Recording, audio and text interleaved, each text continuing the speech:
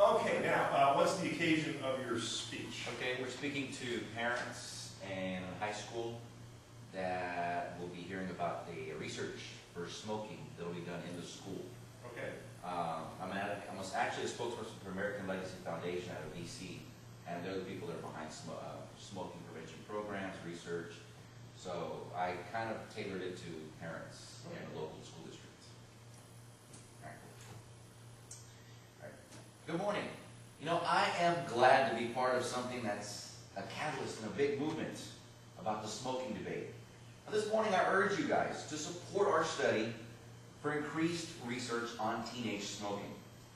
Now, a number of studies have studied smoking among adolescents, but few have centered on a specific subpopulation, such as Hispanic population here in San Antonio. An estimated 9.9% of Hispanic school students are current cigarette smokers, 1 out of 10, versus 8% of white, 7% African American, and 2% Asian. Now, this needs to stop, plain and simple. Lung cancer is the leading cause of cancer deaths among Hispanics. Now, many smokers begin the habit during adolescent years. Now, here's what we have to ask ourselves. Do we sit back and watch? Do we watch our kids become slaves, in a sense, to nicotine? Do we allow big tobacco companies to have contact with our future? Well, my friends, that is why we need your support in the research. Now, first of all, we know research helps us grow, to learn about the problems, to not make the assumption, to treat just the problem, not the symptoms. Well, this study will investigate the tendencies among social modeling, attitudes, the environment, the media. We want to find the tendencies. We want to zero in on the behaviors, which can be predictors of future teen smoking. Now I'm asking myself, are there any clear-cut behaviors that we can identify that lead our kids to smoke? Many say sure. But what do we do? Well, this right here is step one. Our first step, without a doubt, without any shadow of a doubt, to home in on those behaviors and take action. Now, our results in this study will enhance the need for both family and school prevention programs, both. We cannot do this without you, without your support. We'll miss those opportunities. We'll miss the chance to intervene. We'll miss that chance to truly connect with kids. Now, I've got a considerable amount of personal bias in this. I'm a former smoker, and I have motivation to find out exactly how it is other adolescents our age fall into that trap, much like I did. And so the focus, as being a Hispanic student in an urban area school, I believe we can locate that. We can find a relationship between our teens and nicotine. I believe minority students of a certain age with constant behavior problems can beat the status quo. But I also believe a child growing up in a lifestyle where parents smoke can break the cycle too. We'll need to retool our own thinking, including mine. The number one argument we hear in asking for help with parents, my daughter doesn't do that. My son knows better. Our children would never. And while those may indeed be some truth, there may be some truth to that, we're no closer to beating the assumption that children will make the right choice. So our study is meant to be the initial step in winning that battle against tobacco.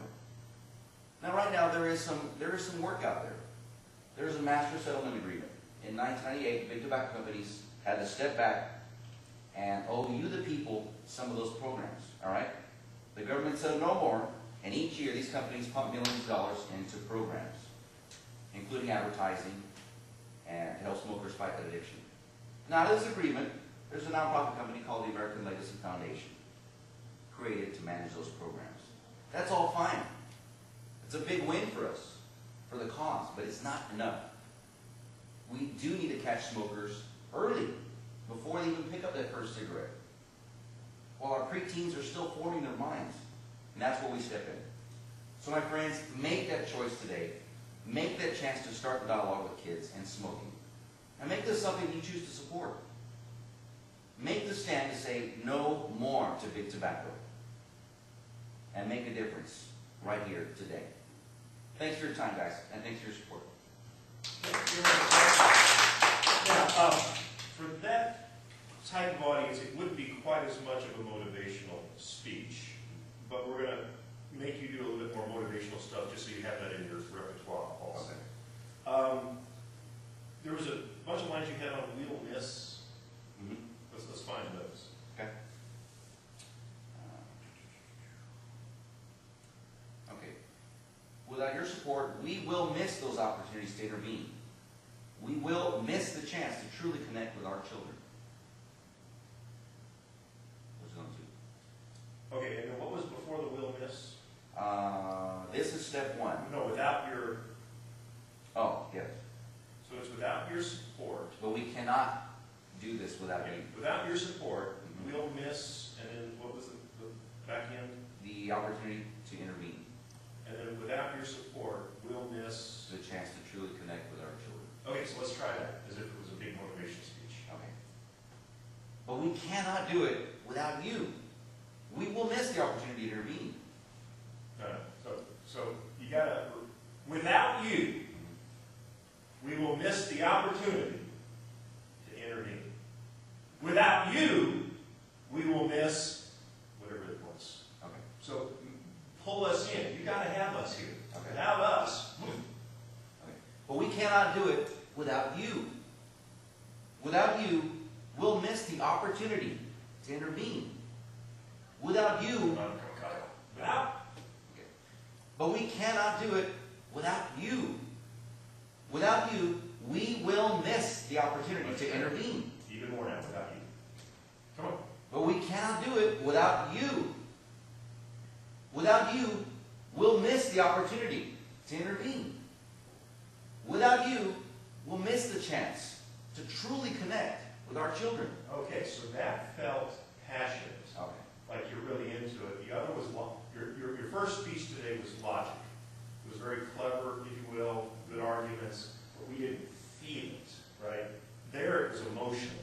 Right. We were going, ooh. Now, I'm going to recommend also for the next one, you use props. You had a killer statement, it's true. Lung cancer kills more Hispanics than something else, or it's the leading cause of death, right? And that just kind of went right by as, okay, lung cancer is really messed up. I would try being over the top dramatic. So I'd bring in a can of dog food, the equivalent of a syringe, a bullet, yes, and a cigarette. All right? So you hold up the dog food can. We all know that many in our Hispanic community don't make enough money to eat. They may even be eating dog food. And they die from malnutrition. So overly We dramatic. know that drugs are rampant in our communities, and many die from overdoses. Bull. We know that drive-by shootings and gang deaths are a problem in our community. Cigarette. But the number one killer of Hispanics is this little cigarette.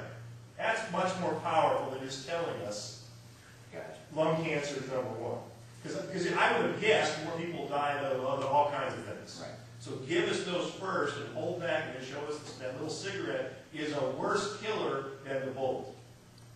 And then I'd probably end up coming back around again. So, bullet, cigarette, I mean, we got to get these off our streets, or that kind of idea. Gotcha. Okay? Okay, so the punching, we need more of that. Probably use visual aids in this particular one. Starting over into here, other feedback to give it. I had written down the same thing in the "we will miss" area, and even when you repeated it, sometimes you go to "will miss," and sometimes you do "we will miss." It's more powerful to me when you enunciate Yeah. this out. Very good. Other feedback? In the beginning, he just started, the fact that he was talking to parents, is there a little bit more of an introduction of his authority, or would they know that? The question is, if it's parents, why should we believe you? I Let's assume he's getting introduced. I came into it right away. I didn't do any intros at all. That's okay. Let's assume somebody introduced you as an